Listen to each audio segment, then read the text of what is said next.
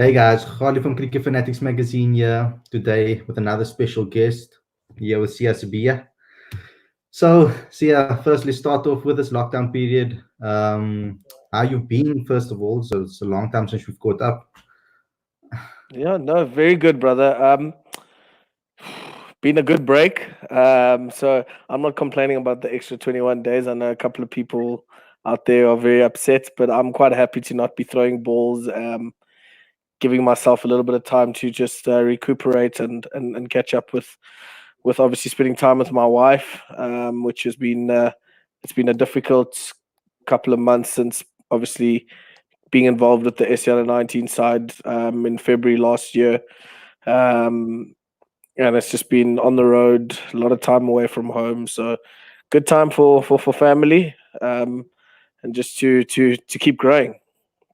Yeah, as a coach, can you give me maybe some tips that people can use? I mean, not everybody has a great backyard, a massive backyard to actually play some cricket in the backyard or etc. Are there any things that you can maybe do indoors without your parents, without the parents obviously getting upset about balls inside the house, etc. But some maybe some techniques, etc. that you can maybe maybe people can do, or some fitness Yeah. exercises, etc. As a coach from a coaching perspective to keep the young players.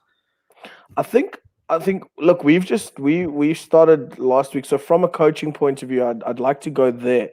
As a coach, I think a lot of coaches now have a great opportunity to to plan properly. Um, so in terms of your conditioning side of things, for your players, engaging your players in their goals, their player development plans, understanding where you can improve guys from their previous season or their previous year.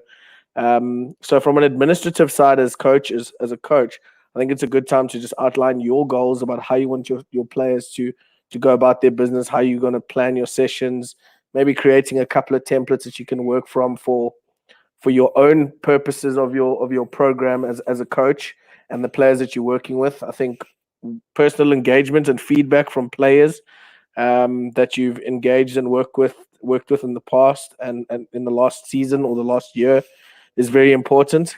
It's a good time for that too. So as a coach, you can be very, very productive. I know I've done a couple of things. Our provincial under 19 identified squad of 30, the Central Gauteng Lions group of 30 is already hard at work for the last 2 weeks. We've had Zoom meetings as a team or as a squad. We've had obviously discussions with. Well, yesterday we decided that we were going to have a fitness session this morning on Zoom for about 35 40 minutes, but we decided let's see where the guys are at in terms of their nutrition, what equipment do they have at home, so that our bio can actually outline a proper program and a proper session that they can do with as a group, because she has given them individual programs and a team program that they do on their own. But that's both the academy. We are making sure that we just align, because the resources are not all the same. We've got players that come from different backgrounds. So some have a treadmill at home, some have a rower, some guys just have freaking boulders, or 2 liter bottles, or skipping rope and some bands and a foam roller. So trying to work out how we can strategically plan for the group as a whole, so that twice a week we can actually simulate having a fitness session only for like 30 minutes 40 minutes Mm. as a group on Zoom, where everyone logs in.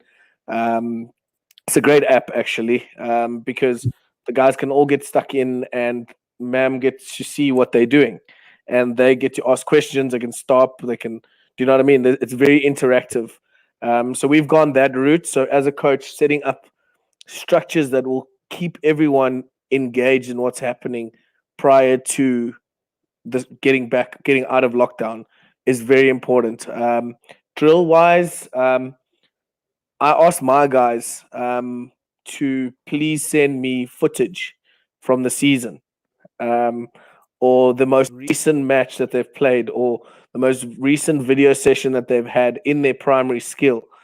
And we basically went, and instead of me critting it and analyzing it, I put it on the group so that everyone can actually give feedback on the Okay. guys that are on the group, which just keeps everyone interactive.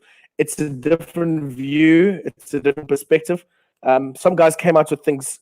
We've got a policy in Gauteng of, and please, our listeners, please bear with me, a no bullshit space, so that everyone calls each other's bullshit when things, if you're not doing the right thing, if you're not executing the right skills, if you're not living the lion's way, then you get called out on it there and then. Your mate's not going to wait and let it slide because he's your buddy. So that was quite a nice exercise that we did yesterday evening, and the feedback was positive, but not nice also. And guys were held accountable for decision making out in the middle in their games and certain technical errors that they have that they'd said that they were going to work on in the year before. So it was very, very good. So you can engage the players. There's a lot you Mm. can do. Not everyone has space, as you've said. So stationary drills, you only need. So as a batsman, it's something we did with the South African under-19 side prior to India and the Pakistan series last year in Feb and in July, where we asked the guys to just have one ball, put it on a cone or on any flat surface, and just try hit the ball with a full swing towards a wall, towards a space, towards a gap, but hitting it straight and being balanced, which is the hardest skill for young players Mm. because it requires keeping your head still, not taking a overly big stride or too small stride. There's a lot of technical things you can get out of it. And then from that, you can get your mate or your mom or someone to drop a ball for you, or you can just drop a ball down and hit straight. So those little things just to keep the hands, the eyes, the feet moving. I think the stuff that keepers do can also be used for batsmen Mm. and for fielding. So throwing two balls against the wall, catching the one color with one hand and the other hand, juggling, just keeping your hand-eye coordination going. I know I've got some little tiling. It's not a big space, but you can do footwork drills in between the tiles. So you can move Okay. left, you can move right, you can quick feet. So that's some of the stuff that I've been doing, just to just understand what I need out of players, and if someone needs an idea. Um, Bowling wise, very difficult, but I think Yeah. you can put a string out in a straight line and make sure that you're going through your action, your feet are going in a straight line. You maybe take two steps and jump. Inside, you can do that in the kitchen, you can do in the passage. Hopefully, your mom is not in the way, or there's no nice porcelain stuff that's going to break there. Um, so there are things and different ways to really still keep active. There's videos on YouTube. There's studying different bowlers' game plans, different batsmen's game plans. We've given guys a homework where we've gone, all right, you this type of player, go research these guys, give us some feedback, and let's find out what you're about. Go find out the stats about yourself compared to this guy. You saying you want to be an Yeah. opening batsman and you want to play for South Africa, but you're averaging 30. So go and find out what the top opening batters in South African domestic cricket are doing. What are their numbers? And guys have come back and given feedback. Well, the guys that end up playing for South Africa average 45 and above as top three batters in the country. Okay, so what does that tell you about your numbers? You've got to start looking after your stats and start looking after your performances and understanding those things. So those conversations have taken place, and they'll keep taking place because we've got to keep educating. Mm. So that we get a better product that is going to leave the Gauteng system into potentially the national under-19 side or that type of program, that space, and onto the senior provincial side or academy and senior provincial side, and then obviously onto the Lions. Yeah. So So that's yeah. you're obviously stressing that being a student of the game is very important from a young age already to learn from others, etc. Absolutely, Khalid, because there's a culture that's disappeared in our cricket. A lot of in Joburg, I know it with my players and the guys that I interact with. Club cricket's on a Sunday, school cricket's on a Saturday. It's not like that all over South Africa because I know, having grown up in Cape Town, it's at the same time. It's on a Saturday, and the odd double header on a Sunday of a club game, then maybe you're allowed to play.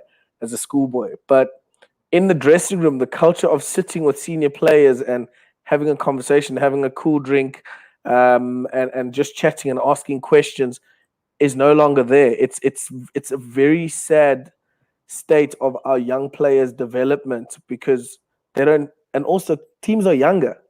Club sides, Mm. senior players and club teams are 22 years old.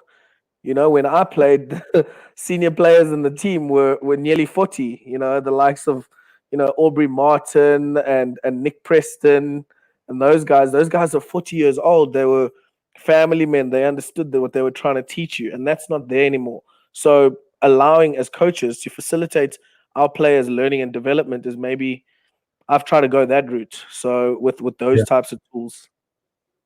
Yeah, so let's Yeah. talk a little bit about your, for the guys that don't know you very well on this platform, it's your first time here. So let's go a little, get to know you a little bit more, starting how you got introduced to cricket and as a player first before you became a coach.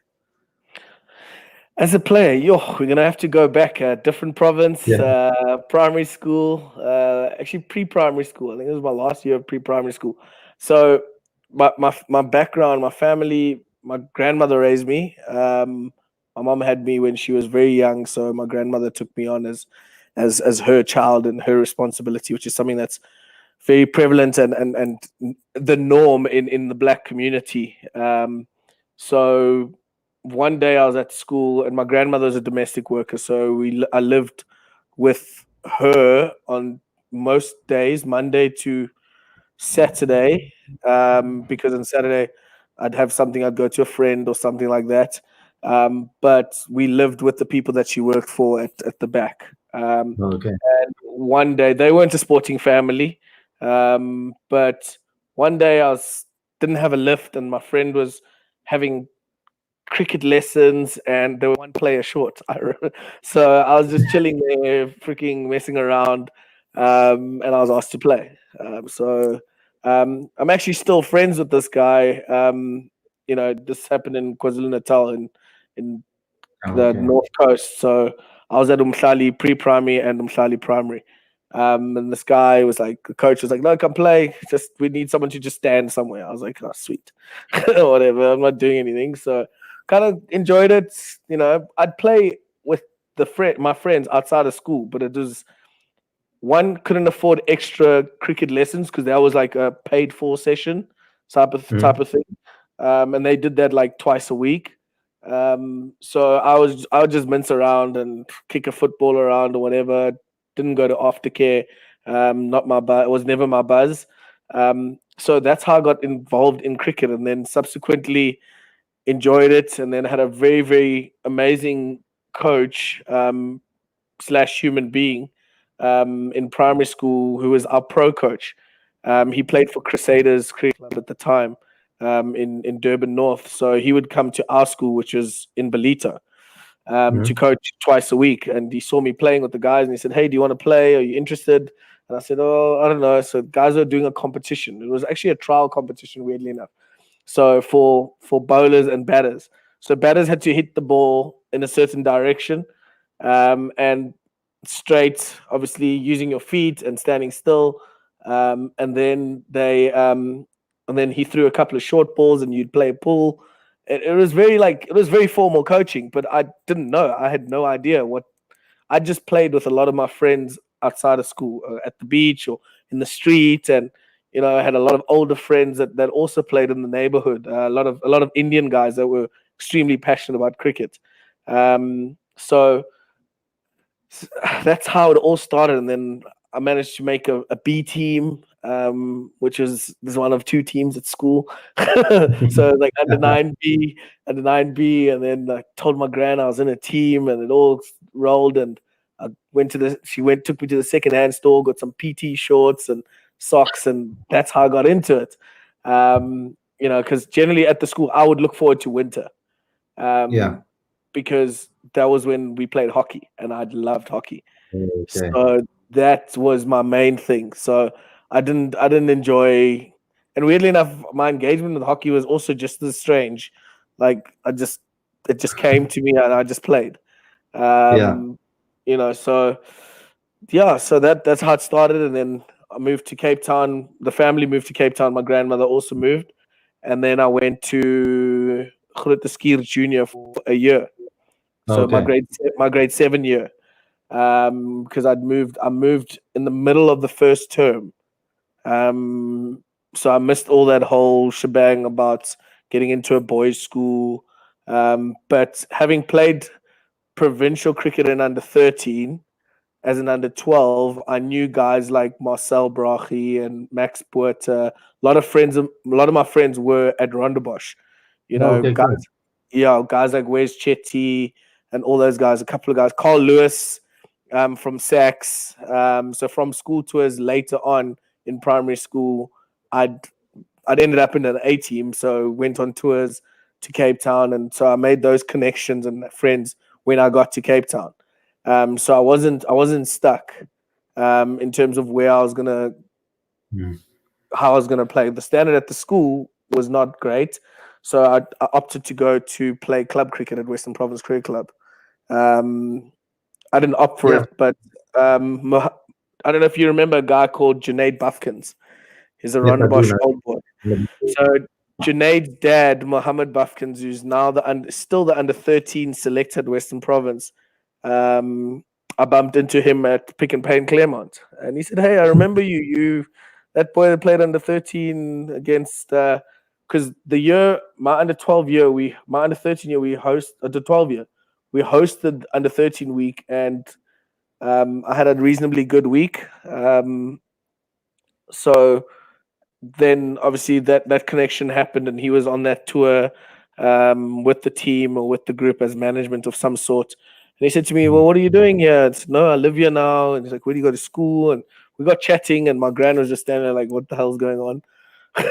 So yeah, I ended up, and he was involved at Western Province Cricket Club I in the see. junior section there with Mr. Les Apollos and Mr. Charles Fourie, who ended up kind of looking after myself and Clyde over a period of time. Um, so so so that's how I ended up at Province Cricket Club, which then led to me playing some provincial cricket throughout my age group stuff. Played with some really good players, and I ended up playing club cricket at a very young age. I played Premier League club cricket at 15 at Western Province Cricket Club. So I kind of got the adulthood of cricket a lot sooner than the guys that No. were my age but were in school, because they were playing schoolboy cricket and I was obviously playing 2 day cricket. And then played at Western Province until Western Province Academy. Was always in the mix in the B side, winter training and all of that stuff, and played a couple of warm up games, played in invitational senior men's Western Province sides against county sides, but never really made the break that I was looking for, and that I had some really good years as an all rounder, and the opportunity didn't come, and that was part of the journey. Yeah. But I felt that I always liked teaching and helping others. So my one of my coaches at the time, Russell Sissing, went overseas, and I was 18.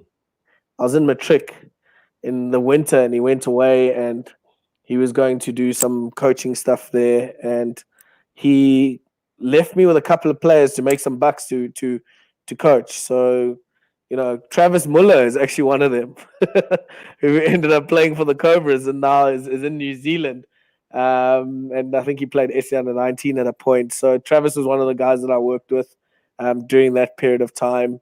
And I really enjoyed that. And as time went on, when I went overseas after school to play and to experience the world and coach and all of this stuff, I I really fell in love with the responsibility of coaching, and running a program and assisting and doing all of these things. So when I got back, I 2 years after my second season, I really decided that I'm not really going to make it as a player. It doesn't look like it's panning out, and that decision came when I was about 20, probably 21 actually. So maybe not my second year out of Yeah. school.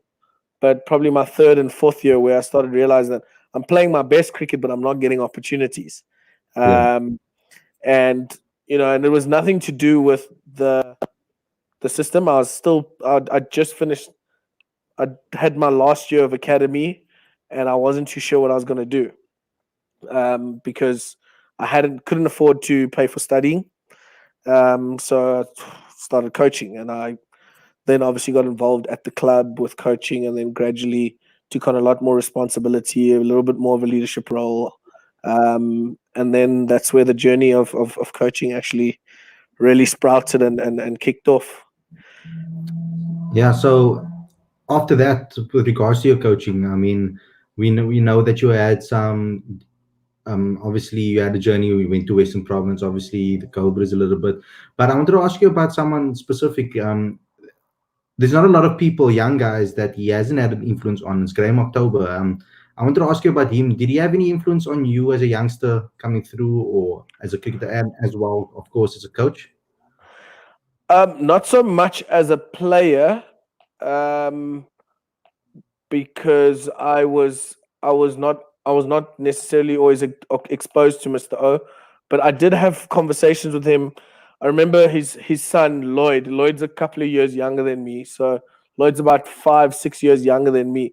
But I remember going to when I was working as a sort of Yeah, volunteered Western Province, seeing at trials and stuff like that, and shadowing coaches, and I'd bump into Mr. O and we'd chat about the game, and he would chat to me about obviously club cricket and what I'm doing at the club, and but the biggest part, the biggest interaction that I can share, and people don't give enough credit to him, is his mentorship to me as a coach, especially when I'd taken on responsibility at Primrose as a player coach at the age of 26, 27. sure. So, and I was, it was different community. I'd left Province Cricket Club, which was a comfort for me for so long. And he was very, very supportive. He taught me a lot about the community and the culture of Islam and the people that I'm working with, because the bulk of the people that are at Primrose, it's primarily seen as a Muslim club in inverted commas. So I had to understand the culture, understand the people, understand the different families that are involved Yeah, in the gradient of where the club goes and how it gets there. So massive credit to him for that section of my life.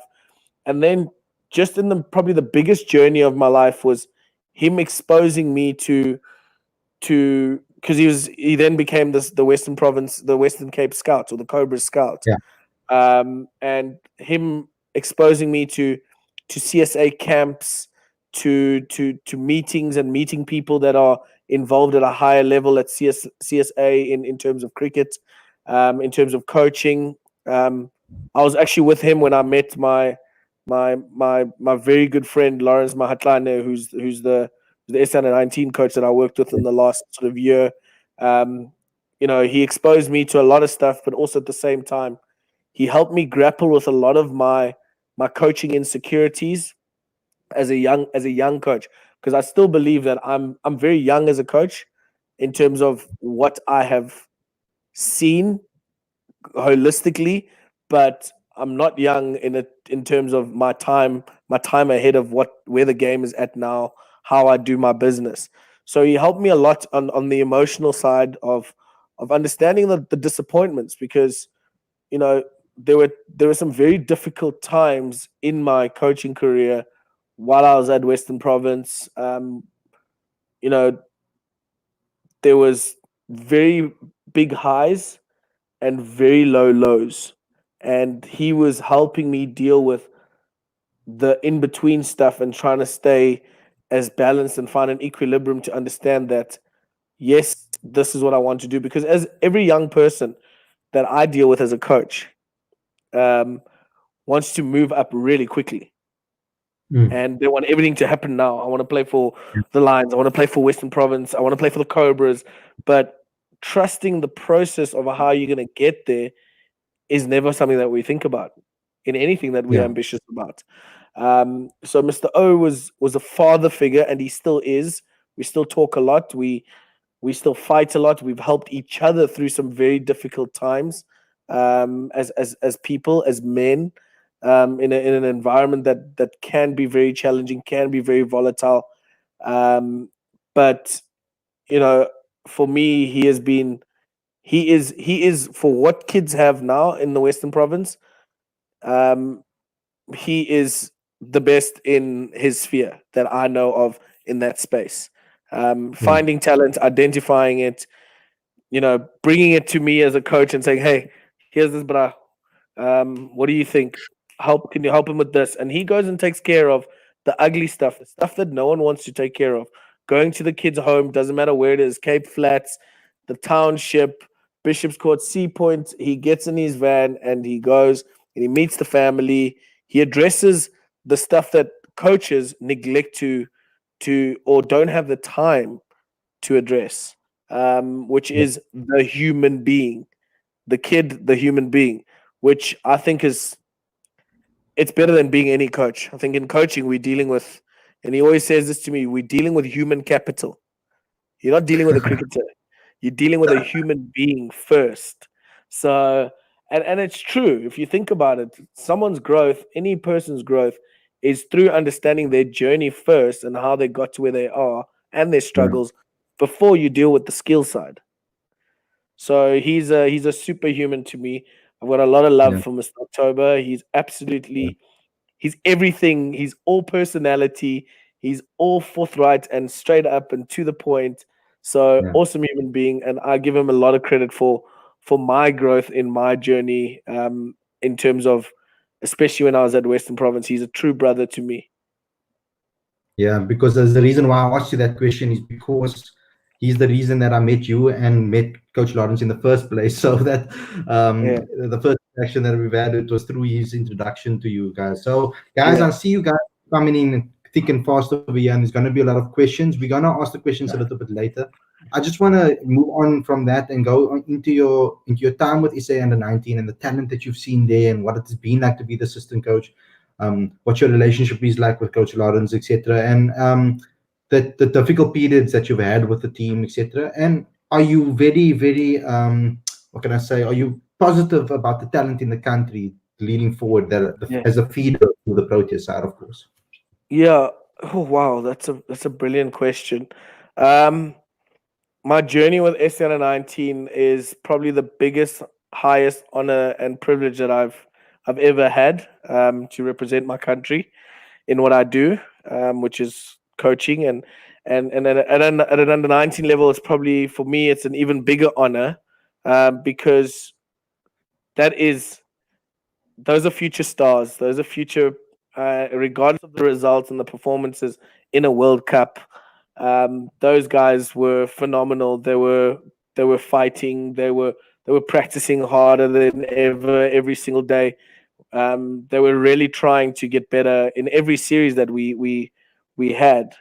So for me, it was a massive privilege and honor to be part of that space. It if I would do it every single time, regardless of any result, because what I feel is what Coach Lawrence does is very special. The way he operates with the players, the way he operates with his staff, the way he operates with his scouts, his selectors, his interactions, and his trust in everyone to do what they need to do and get the job done is phenomenal.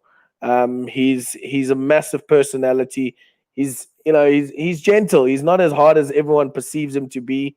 In my interactions with him, he's extremely hard on me behind closed doors. He lets me know what he needs and what he wants, and he sees a lot of good in everyone. As a manager, because with us as staff, we've all got jobs and within the team, um, he's extremely emotionally intelligent, to the point that I believe the success of in the last 5 years. If I can give you an example, um, uh, how do I quantify this? 8 of the current Dolphins players played SA under 19 in the last 5 years. Sure. That Now it's very easy to go, well, the team doesn't win and the team doesn't do this, the team doesn't. But not long ago, prior to the World Cup, it was not long that we'd won a series in England, a one day series properly.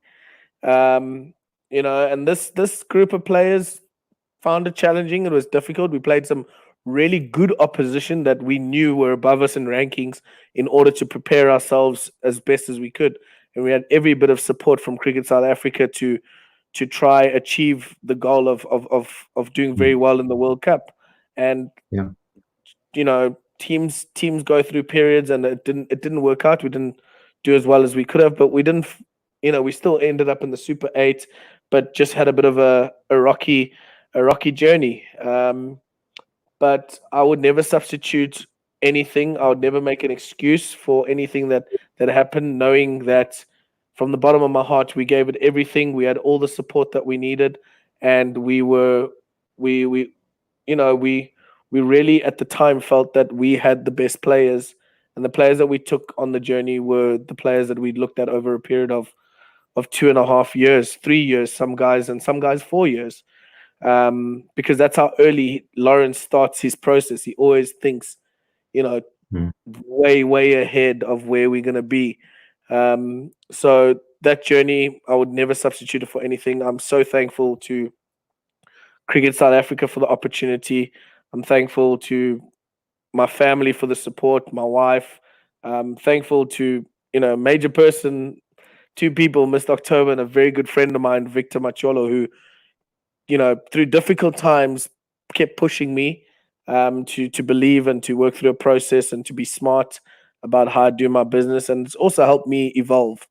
So the life lessons, I'm super grateful, even to my union massively, Central Gauteng Lions, and to Western Province for the elevation through the process to get to where I got to, which was wearing the green and gold blazer that it's in my cupboard. So it's something that no one can take away from you once you have it.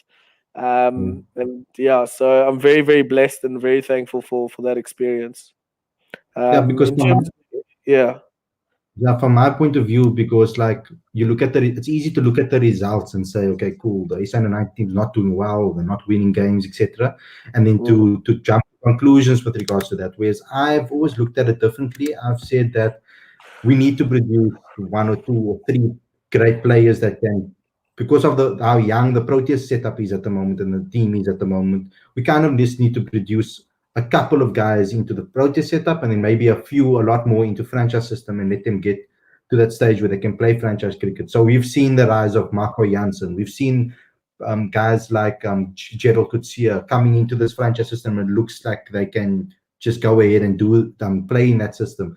mm, You've seen guys like Jay de Klerk, who's playing well as well, and you look at guys at semi-pro level, and you look at guys like from previous generations who won the Swart and etc. So we're producing Reiner van Tonda. We fit into franchise cricket like a yeah, glove. So the aim is to produce those players at that high level and that high standard. I want to ask you about the standard of domestic cricket, because South Africa is going to go through a transition phase now where they need to produce more test quality players that can replace the greats like Hashim Amla and Vernon Philander and Dale Steyn, Morne Mokel. The list goes on and on and on and on. And we're going to need to turn to our domestic cricket for that. My concern is that at the school level and at the younger level, but you'll know more about this, is there enough opportunity for them to play the longer formats? Because when I look in India, for example, I know that those guys are playing at 16, 15, 16, the longer format. I know in county cricket there's a second division with youngsters 18, 16 are playing the longer formats already. Is there enough opportunities here for us to do that? um, I think the question of enough opportunities is, I think we are getting there. I think there are a couple of festivals. Obviously, we at the national weeks we still play time cricket, in the first 2 days, which is something that is very good. It's very traditional. We're still playing There's a St. David's Time Festival. There are a couple of 2-day festivals around the country that are operating at school level. So I think everyone is now starting to become a little bit more aware that we need to balance out our short format, because I think we all got caught up when T20 cricket came out. We all got caught up in playing so much T20 cricket. It's box office, it's short, it's sharp, it gets you out of there. But you know, I can't comment too much about the the the the the stuff that happens and is made by decisions made about playing conditions and stuff at the very top. But I do know and I trust the process that in having a director like Graham Smith, and obviously a CEO like Jacques Fall, who I think are very good and astute businessmen. Graham Smith, having played and been successful for so long as a captain for South Africa, and he goes down as a great. And I believe that them and the people that help make those decisions, the likes of Mr. Eddie Koza, and Mr. Niels Momberg, and everyone involved at Cricket South Africa, I'm sure know and see the shortcomings that we see, and they see the strengths that we also have, and they will make proper informed decisions going forward, as to how to improve the space of the under 19s and the schoolboy cricket, and then obviously pushing it on to to basically our academies, and so forth. But I do know that I can only assume that the challenge for the director and the CEO and the board is to sort out obviously the main team that brings money into our system, which is the Proteas, and then look after the A team space, and slowly but surely, and women's space, and then slowly but surely work their way down to the very very bottom of where we are and where we're trying to go. Um, I know we've got good people at the helm, and I think we will be right. We will be okay. We've been through this before. Every country goes through it, um, because cricketers. It's a 12-year career at the very top if you're at your best, Yeah. and you're one of the very best. We will find another AB de Villiers, but he won't be AB de Villiers. We already have these special players. We will find another Dale Steyn. We will find another Hash. They are out there. We just need to trust the process and allow them to go through the process and the system, just like a Hashim Amla, an AB, a Faf, a JP all did. We've got these names, and I've been in a privileged position enough to see a Bryce Parsons, who is a very special cricketer, a Jonathan Bird, a phenomenal cricketer, a Gerald Coetzee, phenomenal fast bowler with all the attributes that anyone has to be potentially a world beater, if everything goes well and a bit of luck and all those things that you need. A Marco Janssen, a Lee Fantanzi. So there's another guy who's quality.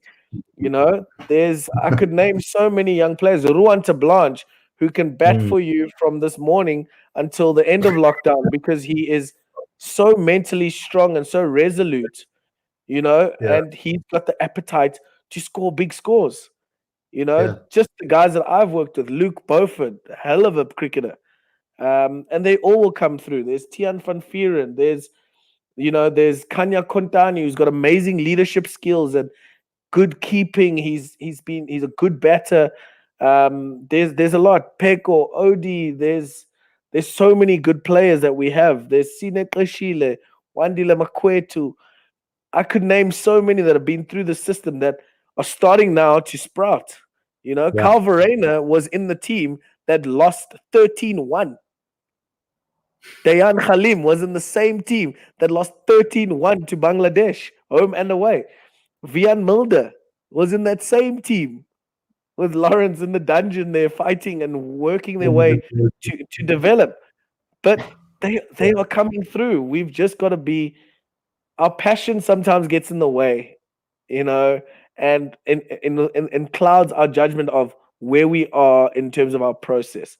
yeah, Calvarena came through the same lessons, and it's the strangest thing because when you're in a team meeting and you're watching a video, and in pops this guy who sadly he was battling with certain things. He was battling with his fitness. His first camp, there's a video that we have.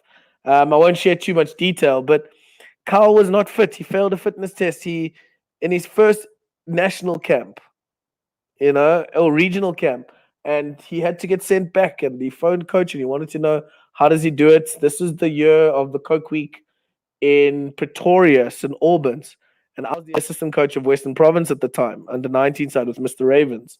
And Carl worked super hard that winter to get fit, to get strong, to adjust his game. And he went out on the first day against Free State. I'll never forget. He scored 120 or something like that.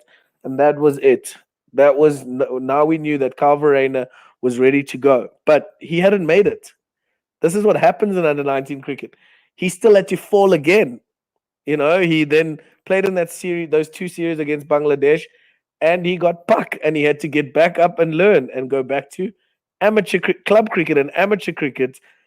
And then all of a sudden he started to get it, and now he's where he is. So it's a journey, and we've got to trust the journey as coaches. Yeah. And it's difficult as supporters because we want to win all the time. But that's where we are, and I'm very hopeful and very optimistic that this under 19 system will keep producing world class players. I think we have a couple of guys sprouting in the system that will genuinely keep South African cricket up there in the top three, top four in the world. Yeah. So like Mr. O will always say, cricket is like teaches you the journey that life teaches you. So that's the way it is. So let's 100%, my brother.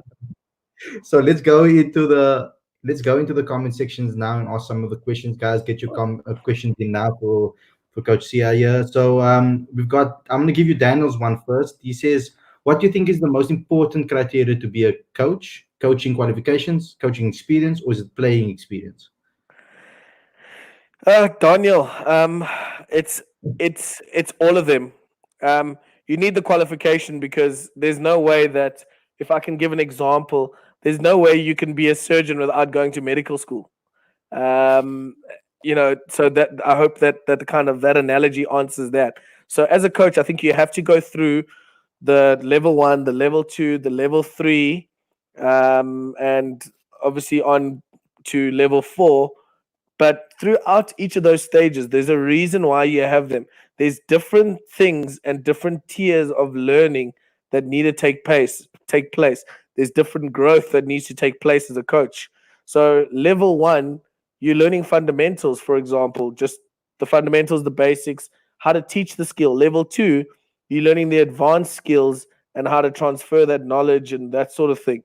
And how to plan a little bit better, a rough planning, understanding all of that, and the movement skills of an athlete within bowling and batting. Level three, it's all of that stuff, including player management, including being able to work one on one with a player, work with a team, work with a squad, how to maybe even select and how to find balance, how to create a team culture, and those types of things. And level four is the business side of it, sort of thing. I haven't been there yet. I'm only a level three coach at the moment, but the business side of things and how to find out how to grow your brand as a team and how to create a winning brand and all of those things. So the coaching qualifications are critical, in my opinion. Coaching experience, um, like anything in life, you can't just walk out and just do it. It's we all had to, if you're a cricketer and you're playing first class cricket, you had to learn how to grip the bat first, and then you had to learn how to swing the bat, and then you had to learn how to score 30 runs, and then you had to learn how to score 100, and then move on to the next age group and be able to do it more regularly with better game understanding. So experience in coaching is important. And I think experience in coaching is key, but also you can't be experienced in just coaching one on one, because then coaching a team becomes a different dynamic because you got different personalities, you got different roles.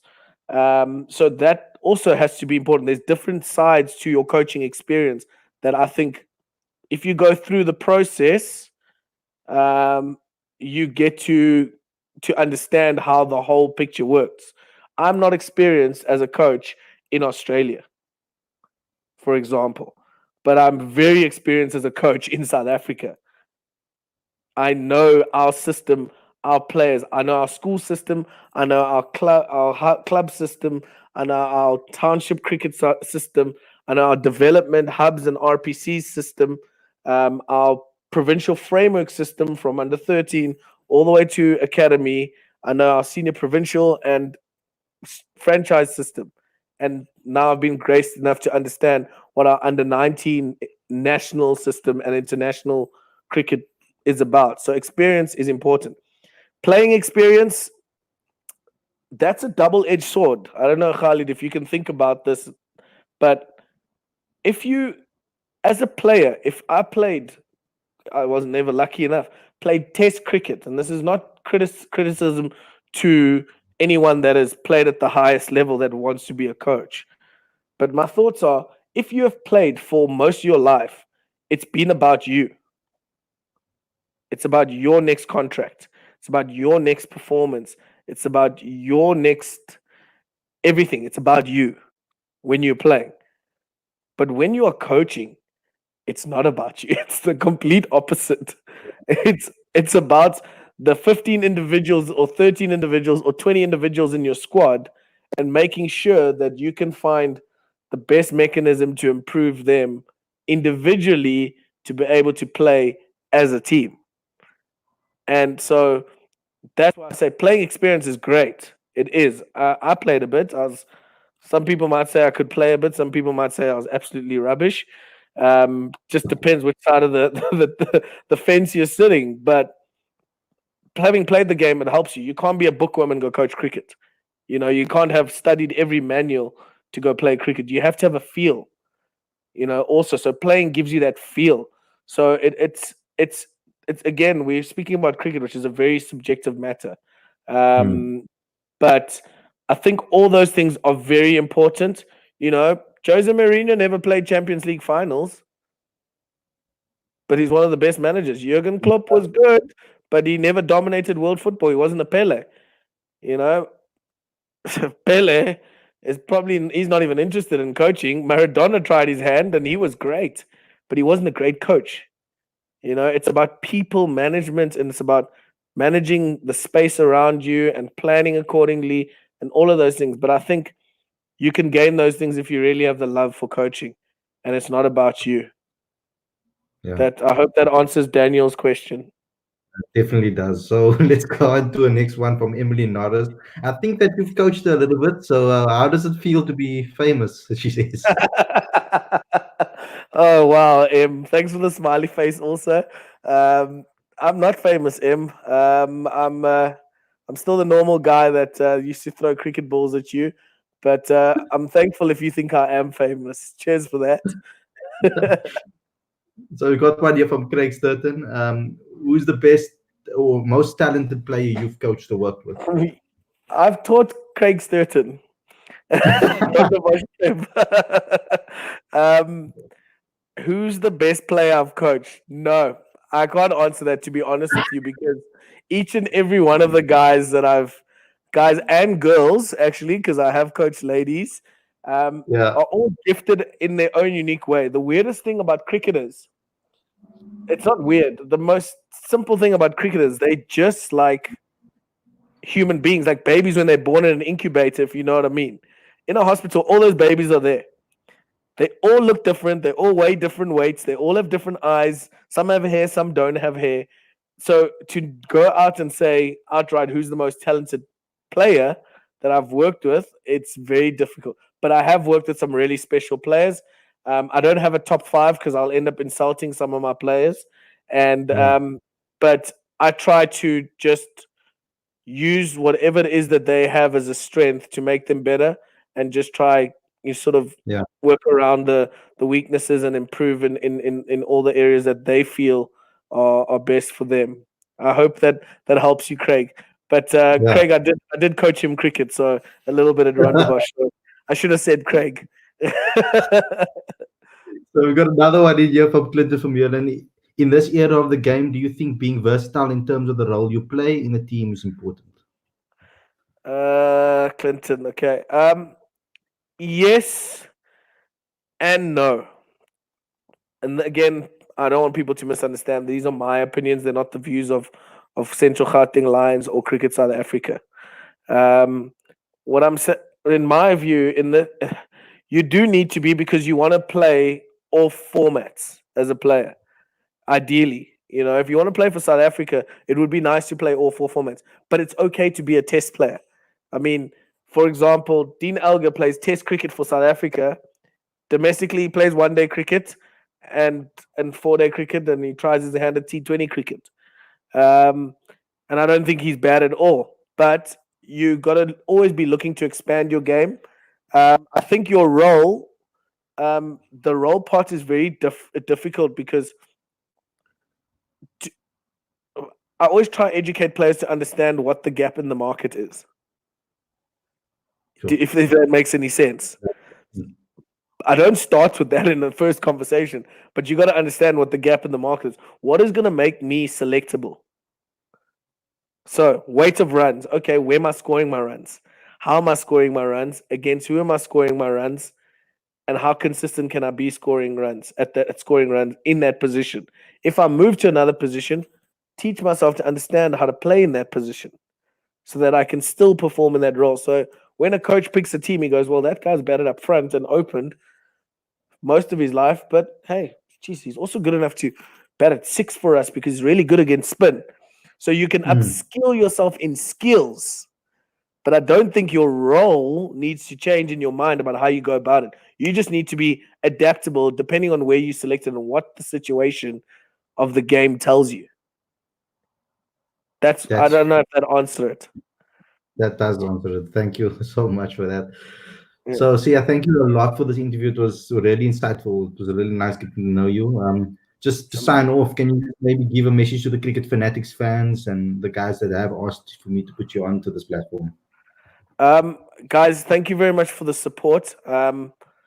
Thank you for the massive shout outs and for watching this show. I'm really grateful. I think everyone must support this show because Khalid's doing some great work, and he's around about all our age. It's a young guy really trying to make way in terms of the media sphere to make sure that we get the right picture and the right idea and understanding of where coaches are in the system, where players are, what they're trying to achieve. So big shout out to the Cricket Fanatics show and to your pages, Khalid. I'm always following, always backing it. And thank you to everyone for listening in and supporting. Really appreciate it. Thanks a lot, Siya. That was awesome. I'll speak to you again soon. And stay healthy in this period. Will do. Thank you very much. I'm going to be trying lots of food. Thank you. All right, my brother. Thank you. Cheers. Bye.